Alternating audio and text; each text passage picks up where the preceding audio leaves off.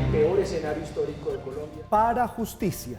Con esa frase, bienvenidos a la para justicia, terminó una rueda de prensa del fiscal general de la Nación, en donde hizo una denuncia sumamente grave.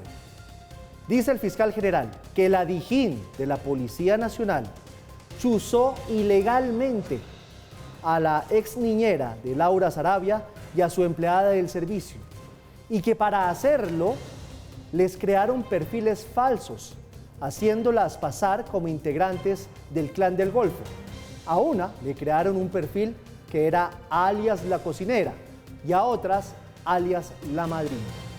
Todo para buscar el dinero, la maleta con dinero que le robaron a Laura Sarabia en su apartamento el 29 de enero de este año. Las chuzadas se dieron durante 72 horas, cuando un oficial de la policía se dio cuenta que lo que estaba haciendo era ilegal y suspendió el proceso. Lo grave es que la policía se quedó callada. No dijo absolutamente nada. Y solo hasta ahora, gracias al fiscal general de la Nación y a los agentes del CTI, se está empezando a conocer lo que pasó. Hasta este momento, el presidente de la República no ha dicho absolutamente nada. Ni Laura Sarabia, ni Armando Benedetti, quien aparentemente fue el que contó lo que había pasado. Ayer, en 8 Trinos, ya había dado algunas puntadas, preguntando si Laura Sarabia chuzaba. Hoy se confirma que hubo una chuzada. Falta por determinar qué es lo que va a hacer la Fiscalía General de la Nación, quién dio la orden, y si en Palacio sabían que estaban haciendo chuzadas ilegales y perfilamientos falsos. En aras de la transparencia, vamos a pasarles a ustedes la declaración completa del fiscal general de la Nación sobre este delicado hecho. Declaración que fue dada a los medios de comunicación sobre las 4 de la tarde. Esto fue lo que dijo el fiscal general. Una maleta, al parecer que contenía una suma de dinero de $4.000 equivalente a lo manifestado por la señora Sarabia. Al día siguiente, como es natural, se asigna un número de noticia criminal frente a estos hechos que le corresponde a una fiscal de la unidad de hurtos adscrita a la Dirección Seccional de Bogotá. Ustedes saben muy bien que los fiscales son autónomos e independientes. Esta fiscal inició entonces el estudio del caso. Como la fiscal no se prestó a interceptar a unas personas que le sugirieron, la Policía Judicial de la Dijín rápidamente produjo ese mismo día un informe en donde incluyeron 2 abonados telefónicos, 2, de la señora Marelvis Mesa y de la señora Fabiola, que era Marelvis Mesa quien le cuidaba el niño a Laura Sarabia, y Fabiola, la persona que iba por días a la casa. E interceptan, utilizando un informe ilegal, un informe de fuente no formal, señalan que la cocinera, Marelvis Mesa, es la cocinera de alias Siopas.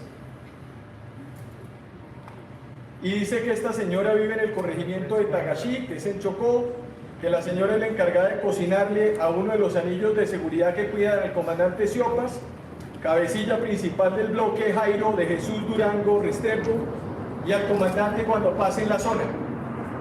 Luego, el otro número telefónico de la otra empleada que le ayudaba a la señora Laura Sarabia y que no fue ordenada la interceptación por la fiscal del caso,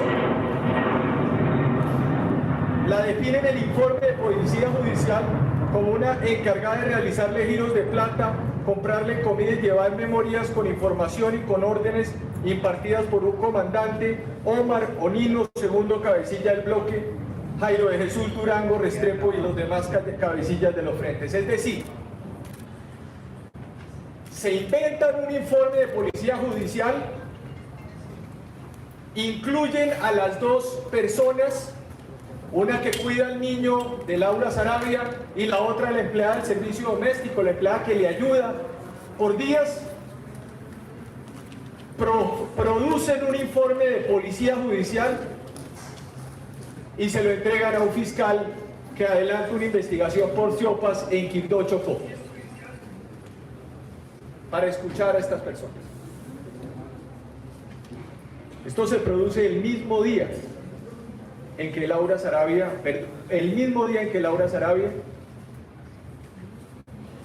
presenta la denuncia, la presenta, aquí tenemos la línea de tiempo. El 30 de enero se asignó la noticia criminal en la Bogotá y el mismo 30 de enero se inventan un informe de policía judicial para interceptar ilegalmente a estas dos personas en una investigación de el Clan del Golfo y cuyo único propósito era escuchar a estas dos personas. La empleada que le ayudaba de por días a Laura Sarabia y la niñera que le cuidaba el niño a Laura Sarabia, jefe de gabinete de la Presidencia de la República. ¿Quién firmó el informe? Lo firmó un miembro investigador criminal de la Policía Nacional. Recuerden ustedes que la Policía Nacional está adscrita o su jefatura es de la Presidencia o mejor, del Ejecutivo. Esta práctica era una práctica que nosotros incluso intentamos corregir en la Fiscalía General con la Directiva 004 de 2021, porque cada interceptación en Colombia tiene que tener unos motivos fundados y deben ser documentados con elementos probatorios que permitan inferir que esas personas están participando en actividades delictivas. Ya hay condenas en Colombia por esas conductas. En los próximos días se llamarán a interrogatorio con defensor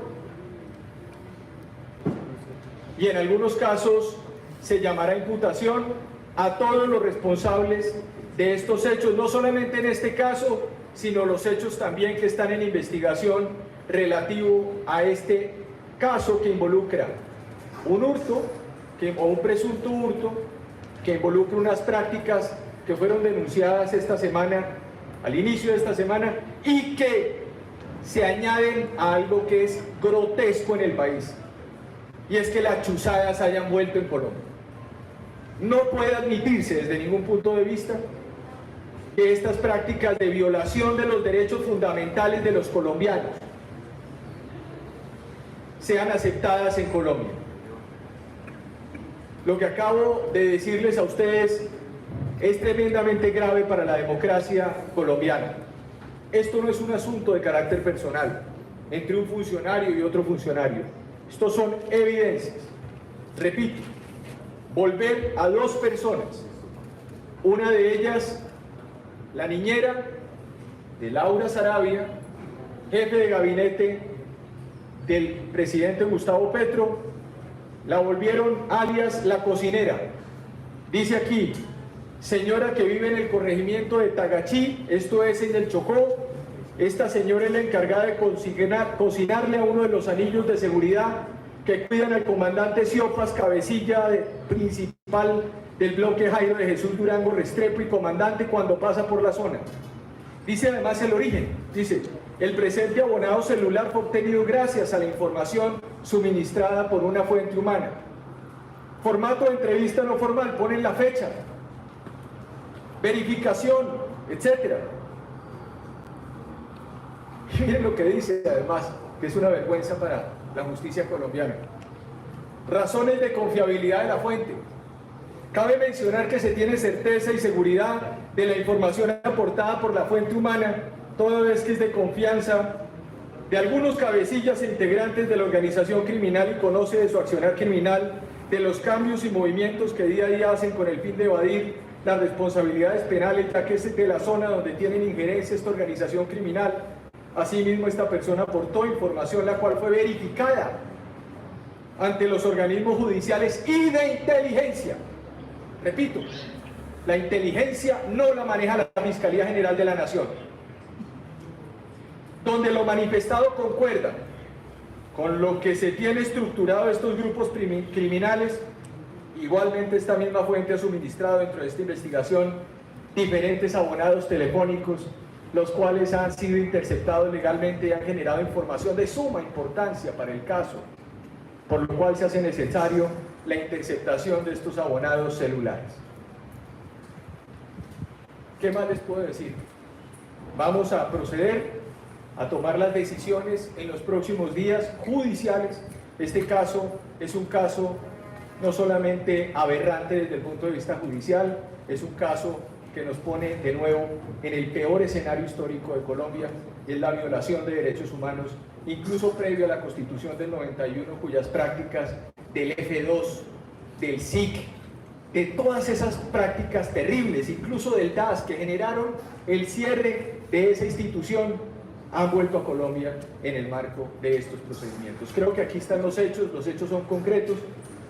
La señora Vicefiscal General de la Nación, el equipo, estamos comprometidos con el respeto a los derechos humanos, estamos en las tres frentes de esta investigación, pero lo que ha ocurrido hoy en Colombia es muy grave, está evidenciado, tenemos los documentos, está todo con trazabilidad judicial, hemos trabajado 24 horas sobre 7 en los últimos 5 días, todo el equipo técnico investigativo, ya hay testimonio, ya tenemos las pruebas documentales, ya incluso hicimos todos los procesos que se adelantan y los fiscales están trabajando muy rápidamente también bajo la dirección misional de la Delegada de Seguridad Territorial y de la señora Vicefiscal General de la Nación. Rápidamente, cómo busco resquicios, cómo rompo la legalidad del país, cómo me burlo del Estado de Derecho en Colombia,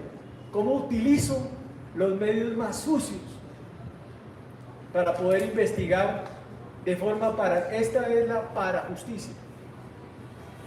Esta es la parajusticia. En Colombia se ha hablado mucho de paramilitarismo. Bueno, bienvenidos a la parajusticia en Colombia. La parajusticia en Colombia es esto.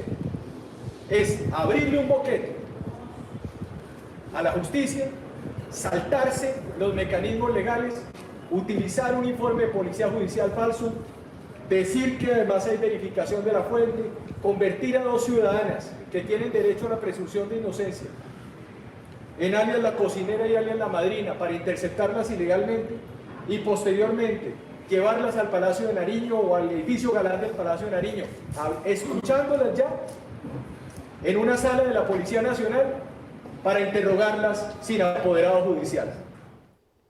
Ya lo vieron ustedes, la gravedad de la denuncia que ha hecho el fiscal general de la Nación. Perfilaron falsamente a una humilde niñera y una humilde empleada que trabajaba en la casa de Laura Sarabia como dos delincuentes del Clan del Golfo para interceptarlas, luego llevarlas a un interrogatorio polígrafo en la casa de Nariño con un ingrediente adicional. Hace unos días, Paula, el ministro de Defensa había dicho que era un asunto de seguridad nacional el robo a Laura Sarabia. Lo que descubrieron los investigadores es que las preguntas no tenían nada que ver con seguridad nacional, sino con un asunto privado. ¿En dónde está la plata? Sí, mire, desde la Fiscalía hoy fueron muy enfáticos en hacer esa diferenciación, que este asunto que hoy se está investigando no tiene nada que ver con la seguridad nacional, sino que es un tema de un robo, que se trata de un asunto de patrimonio económico. Seguramente querían dejar claro este asunto, no solamente por lo que había dicho el ministro, también porque en las pocas y primeras versiones que ha entregado Laura Sarabia a través de redes sociales, también hacía alusión al tema. Decía que como ella era cercana, era del círculo cercano del presidente, pues esto se trataría de la seguridad nacional. Es una investigación que se adelantó contra el patrimonio económico y entendemos que a quien le robaron el dinero fue precisamente a la señora Laura. ¿Esto qué significa? Que la primera parte de colocar el denuncio, por supuesto, era la correcta. A partir de ahí, un fiscal debe de realizar todos los actos de investigación. El tema de la poligrafía o el tema de la actividad de someter a la señora Marelvi a polígrafo es uno de los temas en los que nosotros ya estamos verificando. Porque si se trata de seguridad nacional, no se deben hacer preguntas concretas que solo y exclusivamente son reales para un interrogatorio con abogado dentro del caso de hurto. Pero no perdamos de vista que se trata de un delito contra el patrimonio económico, no contra la seguridad nacional. En la rueda de prensa que dio después con los periodistas, el fiscal general Francisco Barbosa fue enfático en afirmar que volvieron las chuzadas al país en el gobierno de Gustavo Petro. Es lo que dice el fiscal. Advirtiendo, como lo estoy diciendo el día de hoy, con todos los elementos materiales probatorios de que existieron, como se dice vulgarmente, chuzadas, es decir, interceptaciones ilegales con la utilización de un informe falso producido por la Policía Nacional, por la Dijín, en el marco de una investigación de carácter económico, repito, que no tiene nada que ver con seguridad nacional. Los policías judiciales de la Policía Nacional fueron quienes adulteraron información para que un fiscal de crimen organizado interceptara los 2 abonados celulares. ¿Esto qué quiere decir? 3 investigaciones de las cuales las 3 habían sido sus actos de investigación realizados por la Policía Nacional. Llámese de inteligencia, llámese de investigadores y por supuesto hoy se ordenó por parte de los fiscales cambiar la Policía Judicial por la del Cuerpo Técnico de Investigación, por transparencia y también para poder nosotros empezar a hacer el análisis y empezar a llamar a interrogatorio a cada una de las personas que han defraudado la autonomía y la independencia de los fiscales al hacer estas prácticas que no se pueden tolerar en Colombia. Y en otra de sus revelaciones, porque fueron varias, el fiscal afirmó que la ex niñera de la jefe de gabinete fue encasillada como integrante del Clan del Golfo para interceptarla. Y como la fiscal del caso, que lleva el caso de hurto en la Bogotá, está haciendo su plan metodológico, pero como necesitan rápido escucharlas, necesitan rápido saber dónde metieron la plata, entonces se inventan un informe de policía judicial con la policía de la Dijín, se van y engañan a otro en Quibdó, las convierten en miembros del Clan del Golfo, las escuchan y posteriormente en la tarde, como si estuviéramos con la Gestapo en Colombia, la trasladan en un carro, le hacen un polígrafo que no tiene nada que ver con seguridad nacional por las preguntas que hoy la Fiscalía tiene en trazabilidad judicial. Esto es una burla también a nuestra judicatura, porque utilizan un informe de policía judicial falso para meterlo en Quibdó, en un despacho de crimen organizado,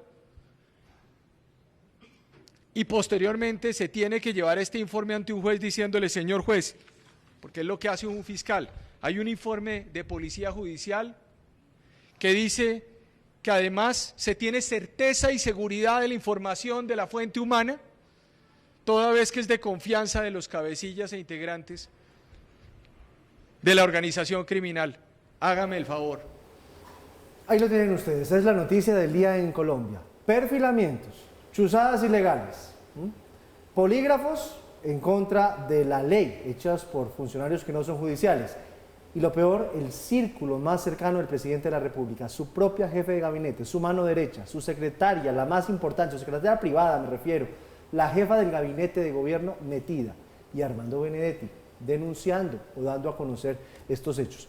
Un dato que no es menor, Mauro, si la policía sabía que esto pasó en enero, ¿por qué se quedó callada? Claro.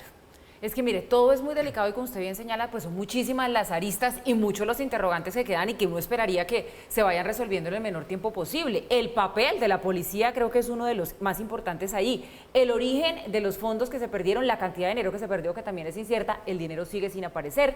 ¿Quién dio la orden de las interceptaciones? ¿Con qué objetivo? ¿Quién las permitió?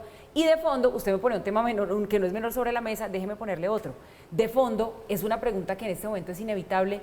¿Hay más chuzadas? ¿No son estas las únicas? Acuérdese que Armando Benedetti cuando dice están chuzando se refiere a las conversaciones de la niñera, de Laura Sarabia, de la señora Mesa, con medios de comunicación. Queda la duda, ¿están chuzando también a medios de comunicación? El fiscal está investigando. Claro. Vamos a ver qué dice la fiscalía. Hay que tener presente que todo esto se da en el marco de una democracia que tiene división de poderes, 3 poderes, el ejecutivo, el legislativo y el judicial. ¿Por qué dice uno esa obviedad? Porque al aparato judicial, en este caso, el Ejecutivo le ha metido gato por liebre, y le ha metido gato por liebre, como ustedes oían a la vicefiscal, engañando y violando la autonomía de la Fiscalía. Devolvámonos a enero, devolvámonos al momento en que se desaparece esa plata y devolvámonos al momento en que Laura Sarabia o sus apoderados ponen la denuncia ante la Fiscalía.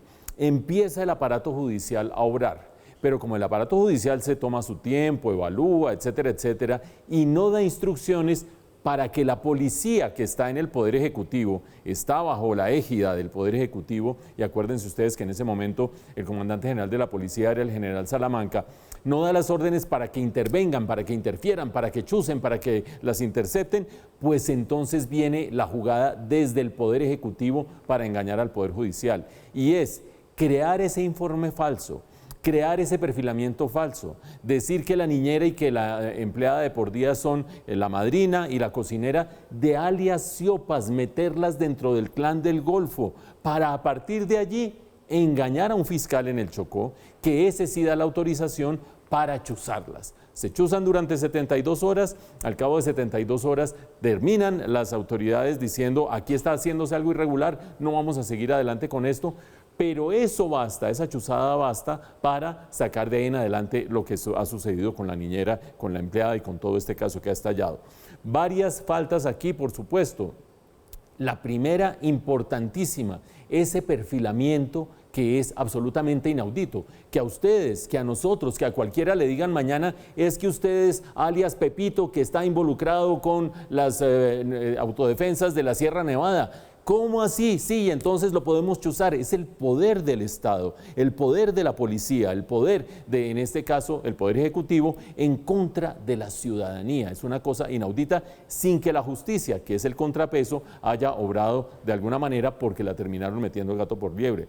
Segundo punto, el que a partir de allí se haga esa interceptación ilegal y después se les haga ese interrogatorio sin apoderados judiciales, es decir, rompiendo y violando las normas mínimas de los derechos que tiene un ciudadano en ese caso. Tercer punto, el que la policía se hubiera dado cuenta de lo que estaba pasando y no hubiera dicho absolutamente nada. Todo esto sucedió en el mes de enero. Insisto, bajo el general Salamanca, ahora habría una situación distinta. Y todo eso lo que quiere decir es que hay de por medio un gran escándalo.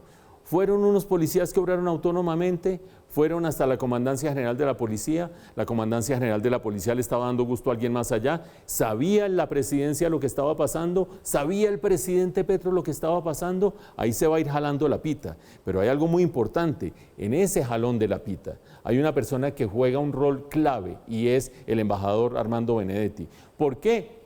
Por nada distinto que ayer en sus mensajes de WhatsApp dio 2 pistas clave. La primera, él fue el primero que dijo, ¿será que Laura Sarabia está chuzando?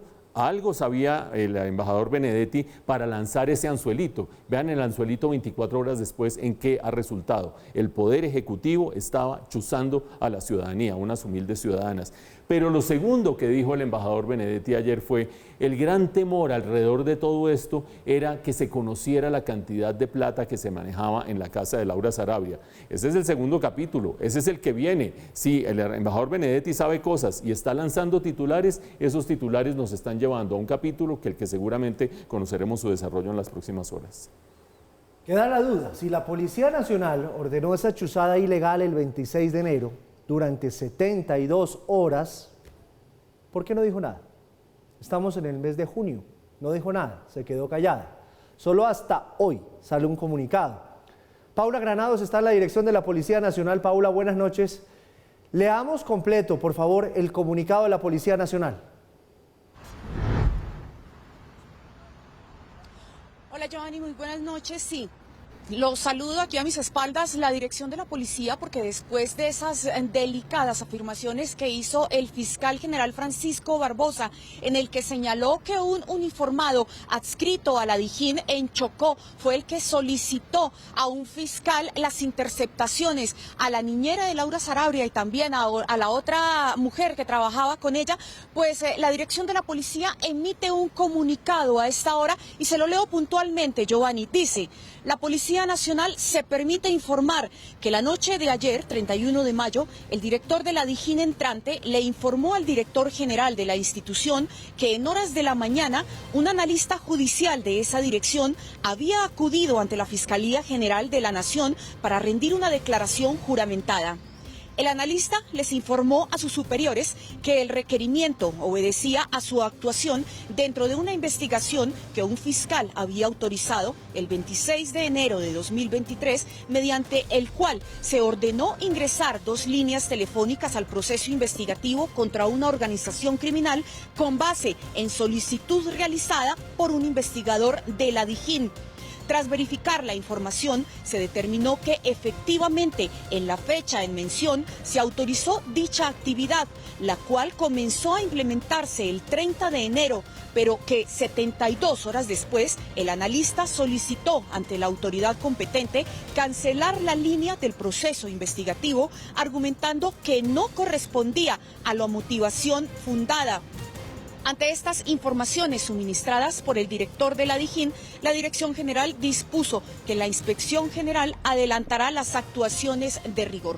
Pues después de este comunicado, Giovanni, lo que queda por saber es si la Fiscalía va a llamar a rendir declaración al director, al entonces director de la policía, el general Henry Sanabria, quien para la época de los hechos era el director. También si se va a llamar a la directora de la Dijín, la general Olga Patricia Salazar, quien hasta hoy funge como directora, porque ya a partir de mañana tendremos nuevo director de la Dijín. También si se va a llamar al policía de Chocó, que fue el que solicitó ante un fiscal las interceptaciones a estas 2 mujeres, y finalmente si se va a llamar al policía que ingresó en una sala de polígrafo del Palacio a la señora Marelvis Mesa y también a la señora Fabiola, quien era la que le ayudaba con los servicios domésticos a Laura Sarabia. Pues eso es lo que se ha sabido y esta es la respuesta que da la policía aquí desde la dirección de la policía de todo este entramado en el que pues están involucrados funcionarios del gobierno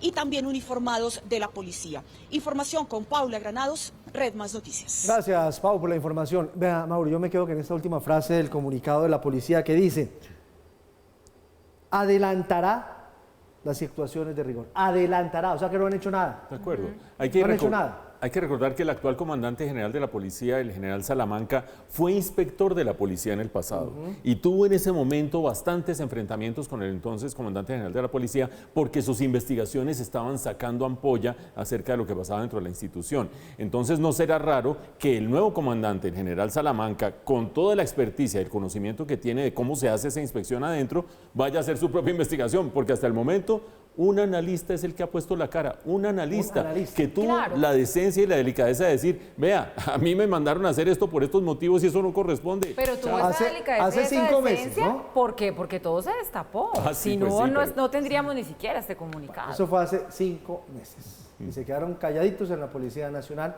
Vamos a ver qué pasa. Además, me llama la atención, ¿por qué saldría la directora de la Dijín? ¿Tendría algo que ver con este caso, la salida de esa general? ¿Tendría algo que ver la salida del anterior director de la policía con este caso? La Fiscalía investiga. Bueno, vámonos para la Presidencia de la República porque tenemos que mostrar, y es nuestro deber y así lo hemos hecho siempre en Red Más Noticias, mostrar las 2 caras de la moneda. Vámonos a Palacio. Cintia Pineda y Karina Soler están allá. Cintia, ¿qué ha dicho el presidente de la República o qué ha dicho Laura Sarabia? Adelante.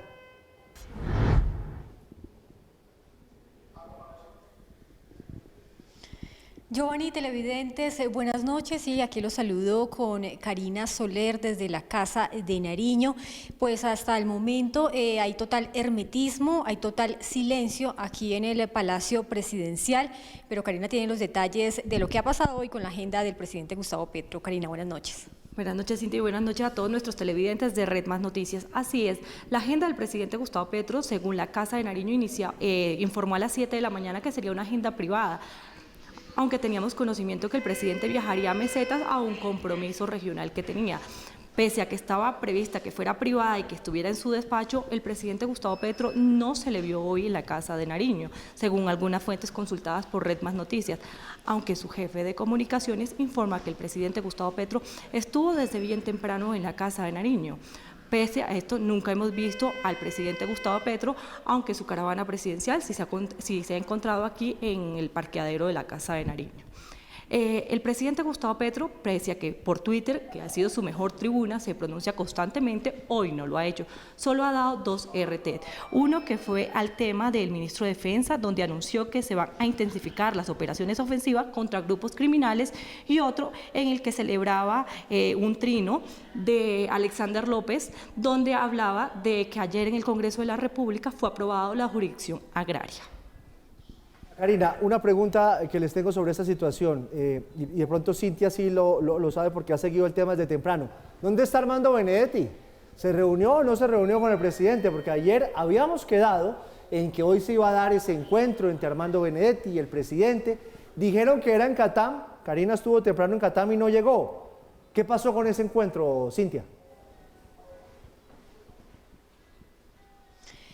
Giovanni, sí, pues lo que sabemos es que el embajador de Colombia en Venezuela, Armando Benedetti, llegó a las 9 de la mañana efectivamente ahí al Comando Aéreo de Transporte Militar Catam. Esperó por algunos minutos, algunas horas incluso, y pues el presidente Gustavo Petro no llegó a esa cita que se tenía prevista en ese lugar. Lo que hemos sabido con fuentes cercanas al señor embajador es que ha estado en su casa aquí en Bogotá y que ha hablado incluso con el presidente Gustavo Petro varias veces durante el transcurso del día. Hemos podido establecer que las charlas, al parecer con el mandatario, han sido amenas, y que pues él todo este tiempo estuvo esperando la llamada del jefe de Estado para llegar aquí hasta la Casa de Nariño a esa reunión con su ex trabajadora, Laura Saravia, porque recordemos que pues Laura Saravia, la hoy jefe de despacho, trabajó con el entonces senador Armando Benedetti allí en el Congreso. Lo que también se está diciendo aquí en la Casa de Nariño es que esa reunión ya no se daría hoy, y pues se está esperando entonces en las próximas horas si se cita finalmente a ese encuentro entre estos dos funcionarios, Giovanni. Pues gracias, Karina y Cintia, que están en la Casa de Nariño. Más adelante volvemos con ustedes. Un dato adicional que le tengo, Paula, yo sobre lo que está pasando. Señor. Laura Saravia tenía una cuenta en Instagram, hoy la cerró. Sí, señor. Presidente de la República, lo que decía Cintia, él siempre se pronuncia en Twitter y da retweet y responde. Hoy ha estado no ha hecho absolutamente nada. Verdad. Pues estamos esperando a ver qué dice el presidente de la República, porque es su derecho, para contar la historia desde la presidencia de la República. ¿Qué tienen que decir de esta gravísima denuncia del fiscal general? Por lo pronto, ya vimos lo jurídico, veamos lo político. ¿Qué hay en el Congreso? Bueno, las voces en el Congreso no se hicieron esperar desde diferentes orillas. Hay que decir también que con nuestro equipo periodístico buscamos las reacciones de representantes del Pacto Histórico, que es el partido del presidente, pero no obtuvimos respuesta alguna. Pero tenemos otras voces. La mayoría de ellos coinciden en que tanto Armando Benedetti como Laura Saravia deben los dos salir del gobierno. El miércoles 7 de junio está citada la jefe de gabinete, la doctora Laura Saravia, para que entregue un informe detallado al Congreso de la República y a todos los colombianos y responda qué es lo que está ocurriendo en ese escándalo. Muchos de nosotros hemos sido víctimas de chuzadas que nunca se han investigado. Por ende, un gobierno cuyos miembros han sido chuzados no puede permitir este tipo de actuaciones. Le pedimos al presidente, por tanto, que salga de las personas que, aparte del cargo de la gente que está mencionada en esto, mientras se hace la investigación, pero esto es inaceptable. Laura Saravia ha aprovechado su cargo, no solo para, de manera arbitraria, conducir, raptar y someter al polígrafo a María Elvis Mesa, También lo ha hecho, al parecer, para que se den chuzadas de manera ilegal desde la policía, desde la SIJIN de la policía. Es increíble, es absurdo que el gobierno del presidente Petro esté haciendo todo lo que durante tanto tiempo criticó. Si es cierto, como lo afirma la Fiscalía General de la Nación, que desde Palacio y a través de organizaciones de inteligencia están chuzando, claramente desvirtuó Petro su promesa del gobierno. Claramente desvirtuó Petro el respeto por la ciudadanía. ¿Qué está esperando el presidente Gustavo Petro para rechazar con contundencia las interceptaciones ilegales de las que habría sido víctima la trabajadora doméstica contratada por Laura Sarabia, la señora Marelvis Mesa? ¿Y qué está esperando para apartar de su cargo a Laura Sarabia y Armando Benedetti, grandes exponentes de la política tradicional? Desde el principio alertamos que gobernar con los mismos partidos tradicionales de siempre iba a embolatar la agenda social de cambio, y eso es lo que hoy está pasando. Además de no haberle pagado la seguridad social a su ex niñera, ahora vemos que utilizó el aparato del Estado para interceptar ilegalmente su teléfono celular. Ante esta situación, pues cabe exigirle al presidente de la República la salida de esta funcionaria del Gobierno Nacional, darle explicaciones al país de quién más tenía conocimiento sobre este tipo de hechos y aclarar si otras personas, si periodistas críticos al gobierno o los opositores políticos también estamos siendo interceptados ilegalmente. Hoy está involucrada la jefe de gabinete del gobierno de Gustavo Petro, presunta responsable Laura Sarabia, de unas chuzadas ilegales que se le hicieron a la señora Marelvis Mesa. La llegaron incluso a vincular con el clan del Golfo, según lo que dice la Fiscalía General de la Nación, para validar estas chuzadas ilegales. Le pusieron hasta un alias La Madrina. Hemos decidido citar a debate de control político al ministro de Defensa Iván Velázquez y al general de la policía René Salamanca. Tendrán que responderle a los colombianos, tendrán que responderle al país si esas chuzadas ilegales fueron conocidas por ellos y por qué están justificando y blindando con una supuesta legalidad que no les corresponde a ellos determinar, protegiendo funcionarios del Gustavo Petro que estarían incursos en chuzadas ilegales. Esto es un terremoto político también, Mauro, porque estábamos viendo que el presidente, y lo vamos a ver más adelante, el Partido Verde se le reveló en el Congreso y pide archivar la reforma a la salud. Se sabe, y lo dice el propio presidente, que sus reformas no van a pasar por un tema de tiempo. La calle no es que le responda mucho, las marchas chiquiticas.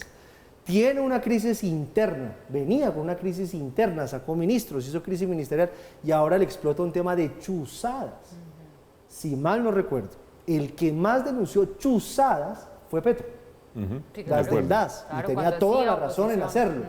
Muy fuerte que le pase a él ahora, no le está pasando con un funcionario lejano, le está pasando con su mano derecha, la más cercana a él, Laura Sarabia. Y ese es un punto, Giovanni, pero sabe que al margen de eso también hay otro aspecto que es importante y es el pulso de quién debe salir, Armando Benedetti y Laura Sarabia, uno de los dos, ninguno de los dos, ¿no? ¿Esto cómo se podrá terminar resolviendo? Estábamos diciendo el día de ayer que quizás entre los dos, Laura Sarabia y el embajador Benedetti, la más frágil en este momento podría ser la actual jefe de gabinete de la Casa de Nariño. ¿Por qué? Pues porque conoce muchas cosas, de muchas cosas que han pasado. No quiero decir que haya cosas ilegales, además de la que estamos viendo el día de hoy, sí es que no es poca cosa, pero el embajador Benedetti conoce la trayectoria previa y posterior del presidente Petro, incluida la financiación de la campaña, un tema que no es menor, sobre todo cuando Benedetti en sus propios WhatsApp, en sus propios chats de WhatsApp, termina lanzando ese titular de la cantidad de plata que pasaba por la casa de Laura en ese momento. Pero hay que tener presente lo siguiente. El poder se juega en tres tableros hoy en día en el país. Uno es el tablero de la institucionalidad, relación del Ejecutivo con el Legislativo, con los partidos políticos, con la justicia, y peor no le puede ir en este momento al presidente Petro en ese frente. No le pasan las reformas, se le está acabando el tiempo, los partidos políticos se le rebelaron, se acabó la coalición de gobierno, confrontaciones permanentes con el fiscal, con el Consejo de Estado que le ha parado tres cosas distintas, y fuera de eso se pasa uno al segundo tablero, que es el tablero del estado de opinión, lo que denominaba el expresidente Álvaro Uribe, el estado de opinión, las encuestas, la calle, etcétera, etcétera, y parece que ahí tampoco cuajan. Las encuestas se voltearon en cuestión de 4 meses en favorabilidad y desfavorabilidad. Ahora pretende, y lo va a hacer seguramente el próximo miércoles, estrenar el presidente, el ser él mismo el líder de las marchas en las calles, es decir, el estado de opinión. En medio de este caos institucional, en medio de estas revelaciones, en medio de una situación que lo hace desaparecer de la escena pública durante todo un día de manera bastante sospechosa. Quiere eso decir que ese tablero quizás tampoco está funcionando. Y el tercer tablero, que es una caja negra, que es una caja de Pandora, que es la relación con la ilegalidad, la relación con la paz total, Danilo Rueda, que se negoció, el pacto de la picota, todas esas cosas que son todavía desconocidas y bastante enigmáticas para los colombianos. De allí sale esto, de allí sale un acto ilegal del Poder Ejecutivo, de allí sale un acto ilegal de la Policía Judicial, de la institución de la policía en ese momento en cabeza del general Sanabria. Vamos a ver si el general Salamanca logra saber qué fue lo que pasó y se lo revela al país. Creo que en esos 3 tableros se está enredando la cosa y cada vez más. No quiere decir ni que el presidente se vaya a caer, ni que vaya a salir, ni nada distinto. Esto es una cosa de tomarle el pulso cada día y el día de hoy fue bastante malo para el presidente de la República. Bueno, la siguiente noticia, y me duele muchísimo tener que dar la siguiente noticia, tiene que ver con una información falsa de la candidata a la alcaldía Catalina Ortiz. Personalmente, aquí en Redman Noticias, le creímos a esa candidata cuando sufrió esa agresión. Le tiraron agua. Yo mismo dije, ¿qué tal que hubiese sido ácido? Debían capturar a ese desadaptado en ese acto machista. He de decirles que muchas personas en redes me buscaron y me dijeron, parece que sea falso. Yo me resistía a creer que fuera falso y era falso. El equipo de la candidata engañó al país. El equipo de Catalina Ortiz engañó al país, a sus electores, según ella, a ella misma. Yo personalmente a la candidata Ortiz ya no le creo absolutamente nada, porque con las cuestiones de género, Paula, no se juegan. Las agresiones a las mujeres en Colombia y en el mundo es un tema muy delicado. No se puede jugar con eso. No se pueden hacer montajes para hacer campañas políticas. Gravísimo. Nos sentimos utilizados todos los medios de comunicación, la sociedad en general, porque todos nos volcamos en una voz de solidaridad cuando este video se hizo viral y se conoció. Pues bueno, en la madrugada se publicó un video de quien supuestamente sería como su encargada de estrategia de comunicaciones, en el que revela absolutamente todo. Dice en ese video que la candidata Catalina no sabía nada de lo que estaba pasando, que a ella se le ocurrió hacer este experimento social, pero que se hizo viral rápidamente antes de que ella le pudiera contar a Catalina pues que todo había sido un montaje. Vaya para la casa, mija, lo que hay que hacer. Vayan a la casa, mija, lo que hay. Este es el video al que nos referimos. Al debate. Todo fue un montaje, todo fue falso. Bueno, veamos la historia. Esta es la escena que se volvió viral en redes sociales. Esa es su respuesta al debate. El caso, que generó todo tipo de reacciones por la agresión a las mujeres, terminó siendo un video planeado por miembros de la campaña política de la precandidata. Decidí hacer un performance de eso, la verdad, de una. Invité a mi amigo Fernando, le dije, hermano, está pasando esto y esto y esto, ayúdame a evidenciar esa violencia de género. Él, que es una personota, dijo, de una, vamos a hacer teatro del oprimido, y eso fue lo que pusimos en escena. Manifiestan que todo fue a raíz de los múltiples hechos de agresión verbal a los que se han expuesto en las calles en actividades de la campaña, denunciados por la misma precandidata. Desafortunadamente en la calle muchas veces le dicen a uno cosas muy alentadoras, vamos Catalina la O, pero a veces sí hay esas personas que te gritan cosas y a veces es alrededor del tema del género, las mujeres no deberían estar en esto está muy duro como para una mujer, que nos sirva también para reflexionar sobre eso. Aunque desde un principio surgieron algunas dudas sobre la veracidad del video, Catalina Ortiz, a través de su cuenta de Twitter, indicó: lamento lo ocurrido y reitero que no conocía que lo acontecido fuera una puesta en escena. Nunca fui informada ni pagué por esto, ni tuve conocimiento de que no fuera real hasta ahora que surgió un video. Y es que la situación empezó a generar sospechas cuando la única persona que pudo haber grabado la placa del vehículo y quien aparece detrás del video no lo hizo, a pesar de que se muestra como si en realidad estuviera grabando la escena. Igualmente aseguran los creativos de la puesta en escena que la precandidata nunca tuvo conocimiento de lo que se iba a realizar. Obviamente para poder hacer todo esto tuve que coger desprevenida a Cata, si no, no hubiera sido una reacción natural. Y sí, ella reacciona así como la vieron, así reacciona ella.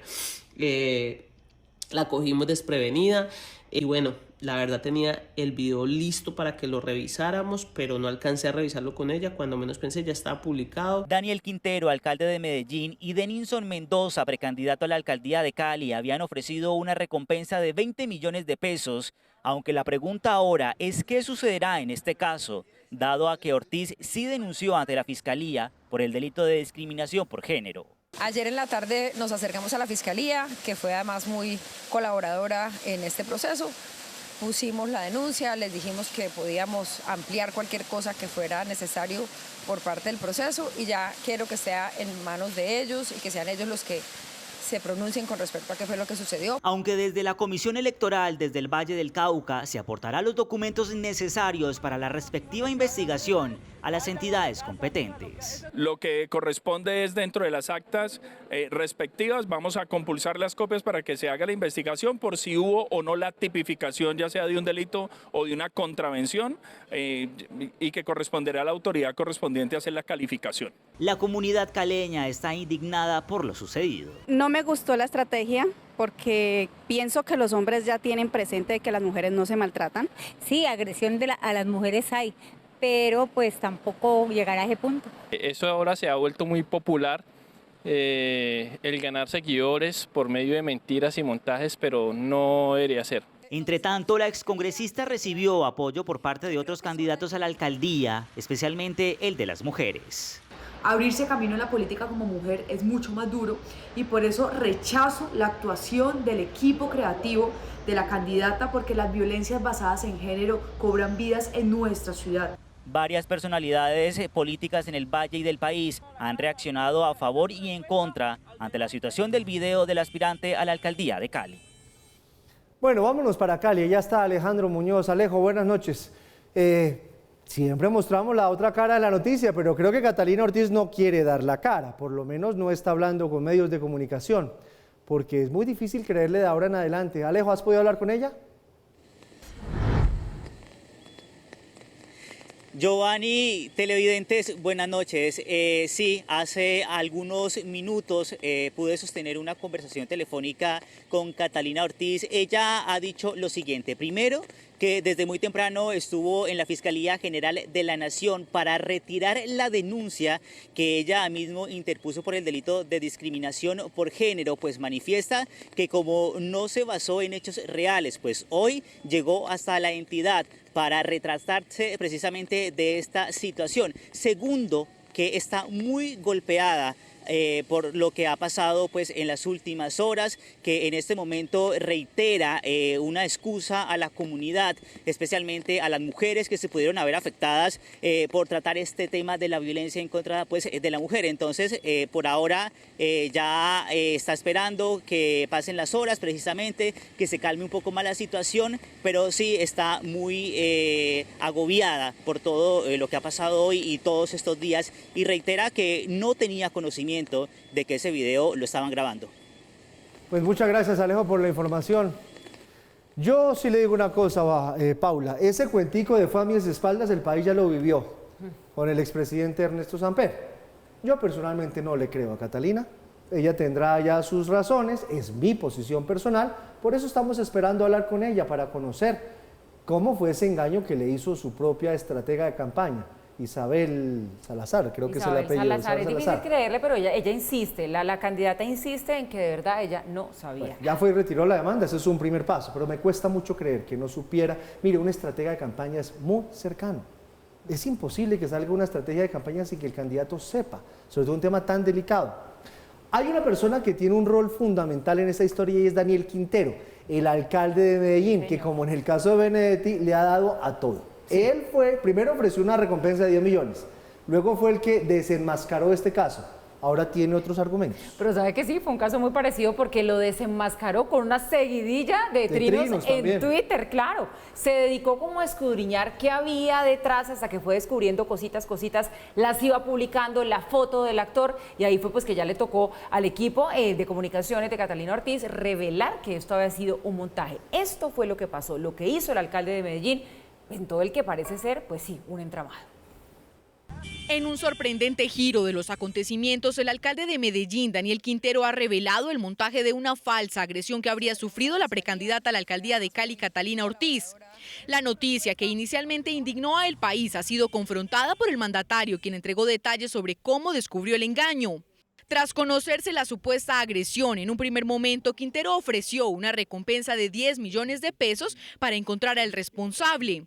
Este gesto captó la atención del público y de otro candidato que se habría unido a la iniciativa.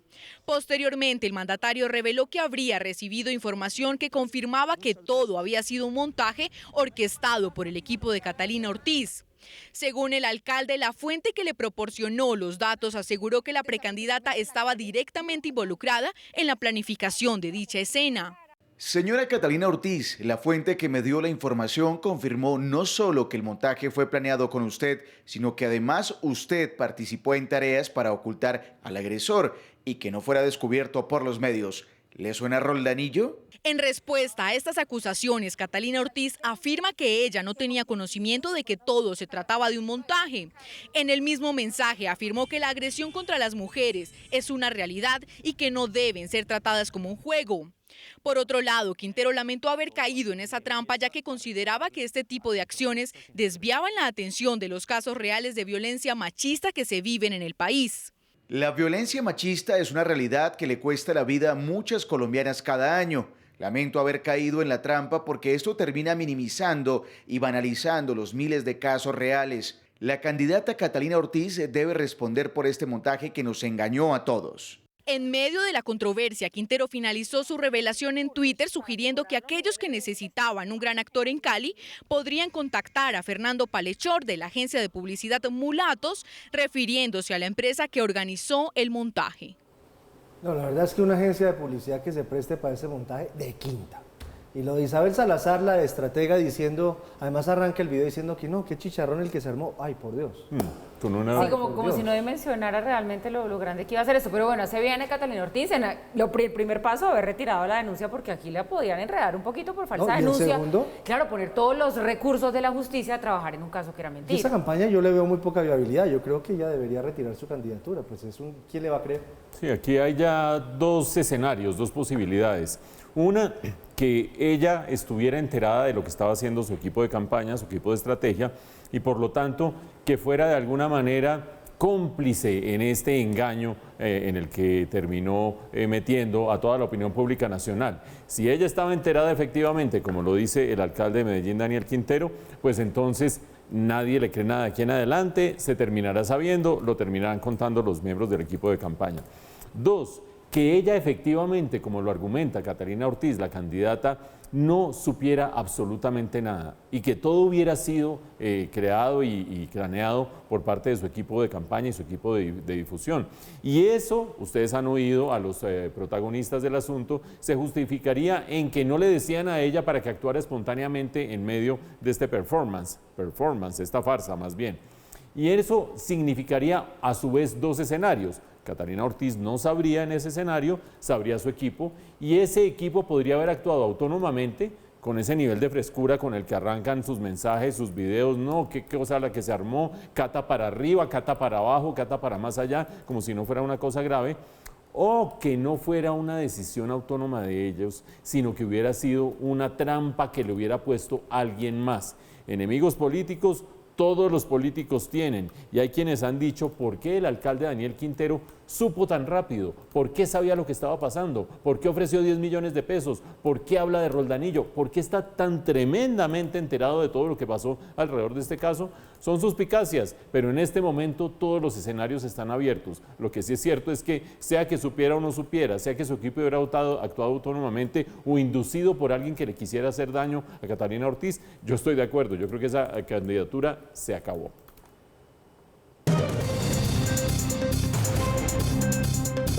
mucha atención, primer pronunciamiento del gobierno nacional sobre este caso de las chuzadas que denunció la Fiscalía General de la Nación, chuzadas que hizo la Dijín de la Policía Nacional a la ex niñera y a la empleada doméstica de Laura Sarabia.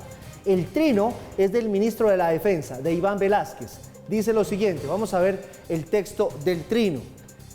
Lo trina desde la cuenta oficial del Ministerio de la Defensa. El ministro Iván Velásquez afirmó que le ha dado la instrucción al director de la policía que se adelante una investigación interna para conocer quién dio la orden de realizar interceptaciones ilegales e hizo un llamado a la Fiscalía Colombia para que se realicen las investigaciones con prontitud. Este gobierno no tolera las interceptaciones ilegales, pero Mauro, aquí dice que se adelante una investigación interna para conocer quién dio la orden de realizar interceptaciones ilegales. Y le dice que le hace un llamado a la Fiscalía para que se realicen las investigaciones con prontitud. Yo creo que eso sobra, las investigaciones ya se están haciendo con prontitud. Pero lo más importante, Mauricio, Paula, este trino acaba de ser retuiteado por el presidente de la República. Eso le iba a decir, le dio retweet el presidente Gustavo Petro a este trino del Ministerio de Defensa. O sea, esa sería como la declaración del presidente a través del ministro de la Defensa. Sí, yo creo que el presidente de alguna manera como que está sugiriendo, allá se hacen cargo de eso, yo estoy acá, allá hay un problema y lo vamos a resolver mediante una investigación.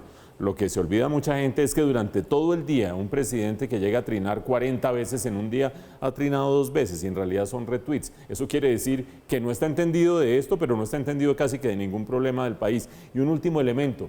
El mismo ministro de la Defensa, que es el primero en pronunciarse del gobierno sobre este tema, es el ministro de la Defensa que hace 36 horas estaba diciendo que este podía ser un caso de seguridad nacional. Exacto. Y que eso justificaría que se hiciera esa clase de medida del polígrafo y demás. Vamos a ver si por lo menos en este momento está pensando que la seguridad nacional está en juego cuando la Policía Judicial actúa autónomamente de manera ilegal. Y ahí está reconociendo que chuzaron ilegalmente. Ahí el ministro está reconociendo lo que ya había reconocido la Policía Nacional. Reconocieron que chuzaron ilegalmente. Bueno, hablemos de política porque hoy también hubo un remesón político por cuenta del Partido Verde, la Alianza Verde, que se le bajó del bus al presidente. Se sigue desbaratando esa coalición en el Congreso. Hoy debía llevarse a cabo como ese segundo debate, mejor, de la reforma a la salud en la plenaria de la Cámara de Representantes, pero no se pudo, se desbarató el quórum, hubo pelea, rifirrafe, se hablaron duro y todo por cuenta que desde el Partido Verde presentaron una proposición para que se retire el texto de la reforma. Dicen que debe presentarse en la próxima legislatura y discutirse mucho mejor. División en la Alianza Verde. Así quedó registrada la acalorada discusión que tuvo la representante a la Cámara y ponente de la reforma a la salud, Marta Alfonso, con sus copartidarios Katy Jubinao y Cristian Avendaño. El detonante de la pelea fue esta sorpresiva proposición que radicaron varios congresistas de la Alianza Verde junto con otros partidos para archivar la reforma a la salud. Dicha proposición molestó a la representante Alfonso. Pues yo lo que creo es que hay muchos congresistas que están reproduciendo las narrativas de las EPS y de quienes pues las defienden. Entonces, creo que la opinión pública puede sacar sus conclusiones. Según la ponente, los verdes deberían mantenerse unidos para respaldar las reformas sociales del gobierno. No, yo creo que en el partido hay muchas vertientes de pensamiento. En lo que yo sí creo que tiene que haber claridad es que este es un partido de gobierno y quienes no se sientan a gusto dentro de la decisión de una bancada de gobierno, pues deberían renunciar a sus curules. Jubinao y Avendaño respondieron. Me parece supremamente irrespetuoso que por ser bancada de gobierno se nos insinúe que tenemos que actuar como cheque en blanco para los proyectos de reforma, en este caso las reformas sociales. Todo lo contrario. Marta Alfonso es una mujer muy juiciosa, muy rigurosa, muy dedicada, que se ha echado al hombro a la ponencia de esta reforma a la salud, que ha sufrido mucho los golpes de la oposición por defender esta reforma a la salud, que yo creo que también es necesaria, pero diferimos en el régimen de transición, en cómo llegar a ese sistema de salud que ellos se comprometen a tener para Colombia. Este jueves las bancadas de oposición se ausentaron del debate en el que solo se pudieron discutir impedimentos. también presentaron ponencia de archivo. No, hemos visto que aquí vamos a contar con el apoyo no solamente de mis compañeros del Centro Democrático de Cambio Radical, sino que también del Partido Conservador, de algunos integrantes del Partido Liberal y de algunos integrantes del Partido Verde. Los conservadores también radicaron una proposición de archivo. La sesión fue levantada en horas de la tarde y quedó programada para el 6 de junio. Bueno, sin el apoyo ahora de los verdes, pues ya ahí sí que menos, ¿no? Pero ya se supone, bueno, es que con los de la U uno no sabe, porque como ellos dicen que no y luego terminan que sí. No. Ambiguos. Los liberales, ambiguos. bueno, otros que tampoco uno no sabe, pero los verdes sí son como más... Sí. Pero yo le voy a decir serios. una cosa, con los tiempos que hay, el reloj corriendo en contra, que ahora pase esto por parte de la Alianza Verde, sí parecería que la reforma se va a Sin empantanar. verdes, sin U, sin conservadores, Claro. sin liberales.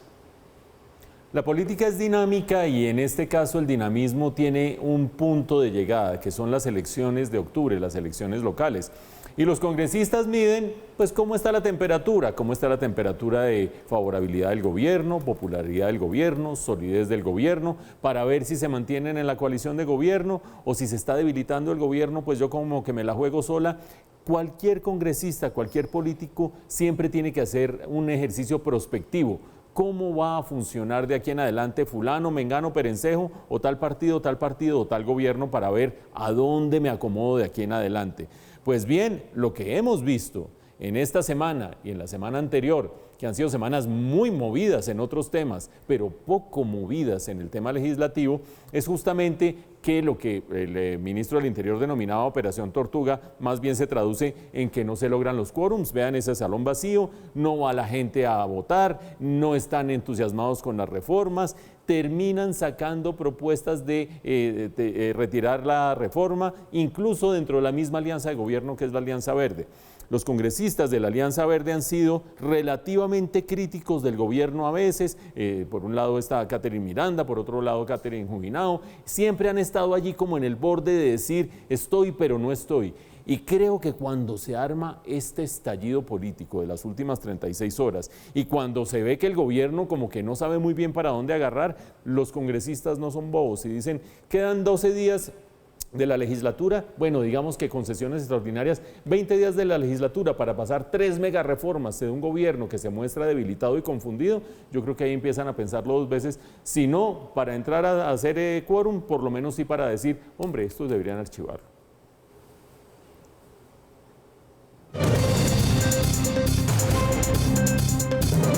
Atención, amplía su versión el ministro de la Defensa en respuesta a lo que dice el fiscal general de la Nación. Esto es lo que acaba de decir, nos acaban de enviar el video desde el Ministerio de la Defensa aquí a Redman Noticias de la declaración completa del ministro sobre esta denuncia de chuzadas ilegales que ya reconoce el gobierno, hizo la Policía Nacional. Yo mismo sufrí interceptaciones ilegales con un mecanismo muy similar al que ahora se está revelando que fue utilizado en el mes de enero, según entiendo. Tiene que descubrirse quién dio la orden. Este no es un asunto de un investigador de la DIJÍN, que no tiene precisamente la iniciativa para hacer lo que ocurrió. Que la Fiscalía General adelante con toda prontitud la investigación que ya está en curso, pero que también internamente, dentro de la Policía Nacional, se adelanten las investigaciones correspondientes. Tiene toda la razón el ministro de la Defensa y es una muy buena declaración. Esto no es un tema de un analista de la policía, aquí hay alguien más. No sé si ustedes notan un tono distinto en el ministro de la Defensa. Él generalmente tiene que justificar lo injustificable y dice cosas erráticas y como que repite la misma frase sin sentido muchas veces. Aquí totalmente convencido, arrancando firme por su experiencia personal, firme y diciendo, esto no se lo inventaron, esto averigüémoslo. Nos deja la inquietud de si este hecho será un divisor de aguas dentro del mismo gobierno, así como lo está haciendo dentro del partido del Pacto Histórico. Hay que recordar que Mafe Carrascal el día de ayer dijo, Laura Sarabia, a mí no me pregunten por ello, que yo no tengo por qué defenderla. Y Alexander López el día de hoy le mandó un mensaje al presidente de la República diciéndole, necesitamos aclarar esto. Mire que sobre eso tiene usted razón, porque yo cada día que, salía como una nueva parte de toda esa historia, yo lo había definido como una novela, un novelón. Hoy alguien utilizó la palabra que me pareció mucho más acertada para definir lo que está pasando y es implosión. Por dentro se estaría derrumbando todo lo que está pasando pues al interior del gobierno. Es que hay un tema adicional y en defensa del ministro de la Defensa, es que él fue víctima de chuzadas, ¿no? Él fue víctima de chuzadas durante el gobierno del presidente Uribe. Entonces tiene toda la autoridad moral para decir esto, y además que le pase a él, como jefe del ministro, jefe de las fuerzas militares, jefe de la policía, porque es él el jefe, pues que le pase a él, tiene una presentación terrible. De acuerdo, totalmente. Yo le creo que muy honestamente está diciendo que se investigue esto y que se encuentre, y estoy de acuerdo. Esto no es el tema de un analista de la DIGIN. De acuerdo. Bueno, pues los hechos revelarán que se actúe en consecuencia o no. Sí. Antes de ir con Ángela Serrano, le voy a contar qué dijo Gustavo Bolívar. Dice que también, a propósito de esas aguas divisorias, dice Gustavo Bolívar, una pelea interna entre círculos de poder no puede llevar al gobierno a la crisis, reconoce que hay crisis en el gobierno, y a todo el movimiento al desprestigio, reconocen el daño reputacional. Claro. Laura Sarabia y Armando Benedetti se deben ir, dice Gustavo Bolívar. También los policías implicados en las chuzadas, o sea, quien dio la orden. Todo mi apoyo y solidaridad con el presidente Gustavo Petro. Y el desarrollo de esa posición, supongamos que hay miembros del pacto histórico que dicen, vea, a mí no me enreden con eso, allá hay un par de personas que están enredadas con eso, salgan de esas personas. Capítulo siguiente, esas personas, sobre todo una de ellas, el embajador Benedetti, conoce muy de cerca al presidente, sus secretos, sus antecedentes, cómo se hizo la campaña, y ahí es donde no es fácil decir, quemamos este fusible para dejar contento a todo el mundo. Pues yo voy a hacer una encuesta de 2. ¿Usted cree que sacan a Benedetti? Es que ahí es donde está el quid del asunto, por todo lo que dice Mauricio. Es un hombre que conoce mucho de la información detrás de la campaña y bueno, y de estos primeros meses de presidencia y demás. Y todo lo que ha dicho ha salido. Y todo lo que ha dicho ha salido y lo ha anunciado con titulares, ¿no? Poquitos. Pero entonces tampoco haría bien que solo se vaya Laura Sarabia y se quede Armando Benedetti, no sabemos qué tanto ayudaría. Yo solo le digo una cosa, Paula. Prestigio. Paula García. Yo me acuerdo mucho, el senador Gustavo Bolívar, cuando llegó Armando Benedetti a la campaña de Petro, puso el grito en el cielo. Y lo manifestó de frente, sí, es cierto. Los hechos le dan la razón. Porque Laura Sarabia viene de Armando Benedetti. Así es. Bueno, cambiamos de tercio. En las últimas horas, la bancada de oposición le envió una carta al presidente en la que le pide respeto por las instituciones. La misiva ha resultado bastante polémica y ha causado varias reacciones en diferentes partidos. Ángela Serrano, buenas noches. ¿De qué se trata esta historia? Hola Giovanni, buenas noches para usted y para todos los televidentes. Pues mire, efectivamente la bancada de oposición, es decir, partidos como el Centro Democrático, Cambio Radical, la Liga de Gobernantes Anticorrupción, le expresan al presidente Gustavo Petro en esta carta profunda preocupación, palabras textuales, esto por algunos de los fallos recientes del Consejo de Estado que ellos consideran que amenazan la autonomía y la independencia de la rama judicial, de los entes de control, del Congreso de la República y de la libertad de prensa. Y en ese sentido le recuerdan al presidente Gustavo Petro en esta carta que la separación de poderes es uno de los pilares fundamentales de la Constitución del 91 y que ahí está reconocido del Estado Social de Derecho. En el siguiente informe les cuento más de lo que dice este documento. La bancada de oposición, representada por los partidos Centro Democrático, Cambio Radical y la Liga de Gobernantes Anticorrupción, entre otros, solicitaron por medio de una carta al presidente Gustavo Petro respeto por la independencia de poderes y la libertad de prensa. Hemos decidido suscribir un documento dirigido al gobierno nacional en el que le solicitamos el respeto por la independencia de poderes. No puede el Ejecutivo en Colombia seguir enviando mensajes equivocados que pretenden limitar la actividad de la rama judicial. Para enviarle un mensaje al señor Gustavo Petro, que respete las instituciones y que respete la separación de poderes. Él no es el jefe ni del fiscal ni de los magistrados de la República. Sus únicos jefes es el imperio de la ley.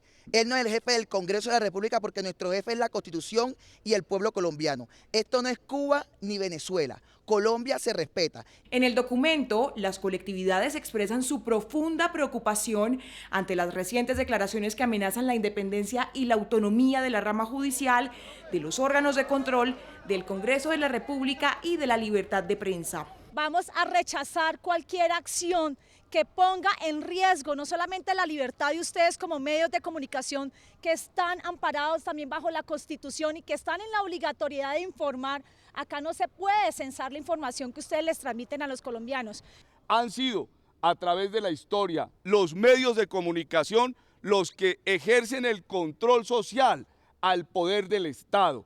Y hoy la oposición en Colombia, toda unida, expresamos nuestra solidaridad y nuestra solicitud al gobierno nacional de no interferir más con mensajes equivocados. Las colectividades también manifestaron su preocupación por los intentos de deslegitimar y debilitar a la Fiscalía General de la Nación, a la Procuraduría General y a la Contraloría, pues argumentan que estas entidades desempeñan un papel crucial en la lucha contra la corrupción y en la protección de los recursos públicos, por lo que es fundamental que cuenten con la autonomía necesaria para realizar su labor de manera eficiente y sin interferencias indebidas. Giovanni, le cuento rápidamente otro de los apartados del documento que dice que el cuestionamiento por parte del Ejecutivo a las decisiones del Poder Judicial, a la independencia del Congreso y a las competencias de los órganos de control los acercan a un modelo autoritario y al debilitamiento del sistema democrático. Pues es toda la información a esta hora desde la redacción de Red Más Noticias. Ángela Serrano, buenas noches. Buenas noches, Ángela. Me llama la atención, Mauro, esta declaración. Claro, esto se dio antes de la rueda de prensa del fiscal. Sí, esto pasó antes. Es cierto.